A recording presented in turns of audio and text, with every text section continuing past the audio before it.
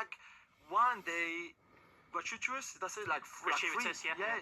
Why are you saying those things? You don't need to. You can still be interesting in your press conference with not having those punchlines or headline sentences that you provide. That's not what we ask you for. That's not what you're there for. You're not there to dissing Ange and Spurs, saying they're a small club, we're a bigger club, we're bigger than you, we're better than you, we're richer than you, we're more handsome than you. You don't have to. Waste it. This is not the playground. But again, I think he is quite handsome, in fact. Maybe more than Ange. It depends on your taste. I'm not here to judge. No, I'm just saying. Whoa, Jesus. I was saying to Steve. Maybe Steve just said it was handsome. I didn't. Steve's going under the bus. This is not your primary school playground. This is what we did when we were 7 years old. Oh, I'm better than you at football. I'm better at math than you. I'm taller than you. I'm this. I live closer to the school than you. What is this? This is primary football. Who bragged about living closer to school?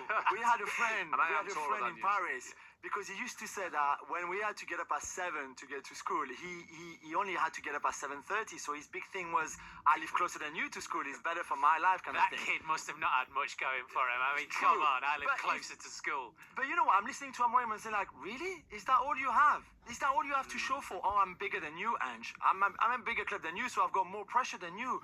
What's this? Like, really? Jules, just out of interest, as our European expert, when he was winning at Sporting, what were his headlines like then? Because this doesn't strike me as someone who, you know, he's got something to say. You know, obviously there have been Spike, there's Benfica, there's Porto, there's things to be said in his press conferences. Yeah. Has he got a history of this, or is this Not just really. since No, he's not, no? No.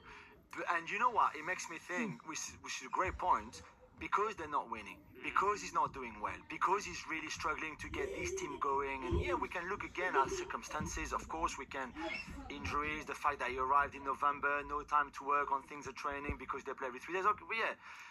But also, in a way, it's him playing this kind of big guy image and big guy. I'm in press conference, I'm giving you things, you the tabloids, you the English media, that is so tough usually, because there's not else to show for. Really, since he arrived. Yeah, there's a couple of good wins, the derby late, the game at Liverpool, that draw, maybe. But overall, that's all he had in his locker so far, is those punchlines. And again, that's not what he should be showing off for. There's been another goal in the Women's Super League. This one's at the Emirates, Betty. And Arsenal have got lift-off, Steve. It's Arsenal 1, Spurs 0. It is, of course, Alessia Russo. An easy header at the far post. Just pokes it into the back of the goal. Her 13th of the season. It's Arsenal 1, Spurs 0. Just to end on Ruben Amorim, Jules, he also said in that clip, hey, you know, Portuguese coaches, we're adaptable. Has he shown any more adaptability than Ange Postecoglou? It could be argued that Ruben Amorim picked his system and then didn't pick the players to suit it, if that makes sense. Yeah, but although we expected it, we anticipated the fact that he would come and play the system that he's played all his life. Well, and again, compared to Ange, and we should not really compare them because they are very different. But Ange is much more experienced in terms of how long even he's been a coach and a first-team manager than Amorim, who's still very much at the beginning of his managerial career, which is not the case for Ange at all. And then they obviously, Ange is 20 years older than Ruben Amorim to start with. So...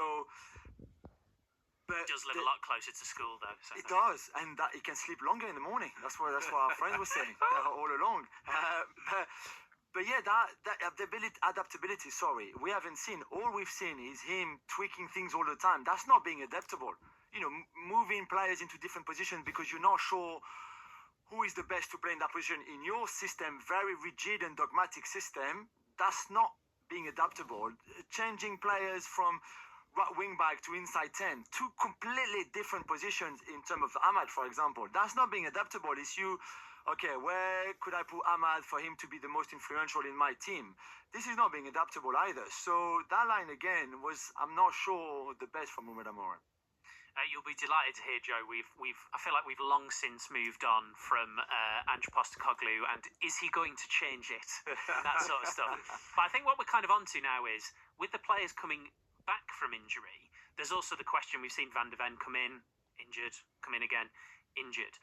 I have heard questions being asked about what it's like to train in an Ange Postecoglou team, because people are looking for a reason. So what is it like in terms of like the training load, I guess? Yeah, I was interested to hear when someone asked me whether the training load was too much. I found that when I trained with Ange, it was very short and sharp, very focused on moving the ball as quickly as you possibly could, playing in areas of absolute chaos, because he wanted to put you in that position where you felt really comfortable in the madness. So when the game did stretch out to an 11v11 on a full-size pitch, you felt a lot more comfortable and felt like you had more time. So I personally didn't feel like there was a training overload. There was players that were getting their extra hits in after with the training coach because they felt they wanted it or they felt they needed to hit the numbers. You know, sports science nowadays. But there were very few sessions where people were walking off and they were feeling fatigued or tired. It was more down to the amount of games that we were playing under and the stress that we were being put under as professional footballers in the modern game. But yeah, that's one thing that's difficult. But when you look at Van der Ven with the fast twitch that he is and the high line, look, he's going to be asked to do things very early.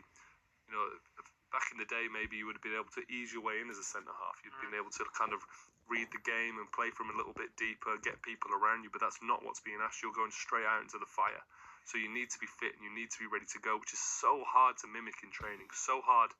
I'm sure when people like Van der Ven have come back, they've passed every single test, probably come back stronger than when they left, stronger than they were pre-season, but there's just different elements to a Premier League game and when it's all on the line. So it's almost a fingers crossed, but when you're a speed player and someone who has to play on the edge of your abilities and your strengths, it's a lot of pressure to come through, and the medical staff will literally be holding their breath for the 2, 3, 4 games as he builds back in.